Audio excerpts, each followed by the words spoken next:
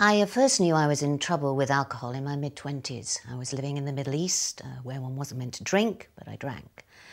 And I managed to smash my car into a policeman, into his car, not into the policeman himself. And when I finally got back to England after a long while, I had a couple of real big bits of booze chaos. I was very... I knew I had an alcohol problem, and I was at least in public denial. But I did finally go to a treatment centre in the King's Road. That would be in 1981, when I was 30.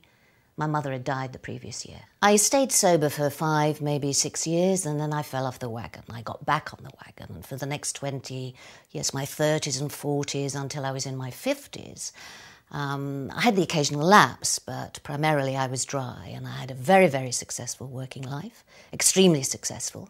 And then in my early 50s, when that came to an abrupt end, and I thought I was fine, but in fact I wasn't, and I started to drink again quite more seriously. I was a binge drinker. I went through one treatment centre and it didn't work. I had a really bad car accident. I smashed my leg up very badly. I mean, I wasn't drunk all the time, but I would get drunk maybe 4 or 5 days at a time, and then I'd be sober. And I was very... No, actually, the word's not sober. I was dry, but it was a kind of skin of the teeth kind of dry. I was in very bad shape with booze. I would order booze up in the middle of the night and get a minicab company to deliver it. My marriage was starting to break down. I had a terrible relationship with my child, and there wasn't much work. I was very lucky that my husband didn't kick me out. I was on my second husband by then, my first husband having already died of drink. That's who's the father of my child. I mean, if I drank of an evening, it was very carefully concealed. I would never drink in a public place, never drink anywhere near an office. I would sometimes go for a whole year without having a drink. Then I might have a drink and it might get chaotic. Well, that was true. Or some of it was. I think my daughter's version would be that there was quite a lot of it, of me getting drunk.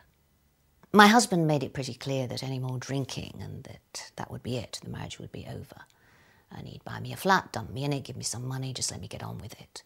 And so on top of all the physical things of trying to get over it, I was in a real panic, that I'd gone too far and that would be it, that he would leave. LifeWorks is very kind. Tough, but kind, and it takes quite a long while. I mean, you don't feel great the moment you get in there, and you don't feel great the first morning that you wake up and realise that you're still not in withdrawal. And I didn't realise how much there was to learn. I couldn't stand the emptiness, the hole. And taking that first step, I mean, it was after that I think that the first sense of real hope began to come back. The sort of hope that wasn't based on having a laugh in the treatment centre, but the sense of there being an outside reality which was still dealable with, But it wasn't easy. Yeah, it was scary. Leaving was very scary. LifeWorks was very tough in the sense that there were lots of rules that were quite onerous, but actually it was quite straightforward in the end, and it was kind in that there was always someone there to talk to, someone who'd prefer that I carry on crying. I did like the fact that everyone understood, there wasn't any sense of contracting out of jobs because it was all important, all part of the setup. And the days are very long. Well, of course they're long because a lot happens in a single day. I mean, you can go from being tearful to being fine to being hysterical to being full of laughter, and all in the space of half an hour. Oh, well, that's probably an exaggeration. I mean, in a couple of hours. But it just seemed like you'd been there forever and that it was your home, which I think is probably quite important. The kindness is in that you're accepted for what you are. I think that's the ultimate kindness that anyone can make to anyone else. It's the ultimate generous gesture that a human being can make to someone else. Despite all the wreckages, you were still acknowledged for who you were, and that's a huge kindness. There's no substitute for the group, and that's where you get the best honesty. And certainly it was the group who would pick me up on my evasions, or it would be just something you said, and someone would always be quite quick to say, hang on a minute, that's not true. It was a good place, and I liked the building very much. It was physically a very nice place to be. I liked the garden path, walking up and down.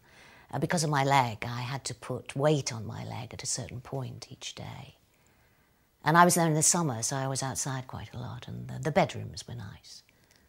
it was a good place. I have a huge debt of gratitude. And I also remember collaring Don one day and saying to him, will I ever, ever, ever, ever get through this, Don? Will I ever get my life back? Oh, well, here I am today. I've just bought the new house in the country. All my dogs are here. And I've got a good job and I'm pretty happy.